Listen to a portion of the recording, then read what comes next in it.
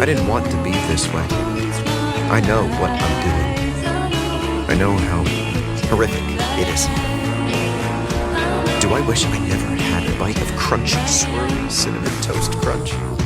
No, because even though it's alienated me from everything and everyone I've ever loved, whenever I taste Cinnadust, I know I'd do it all again.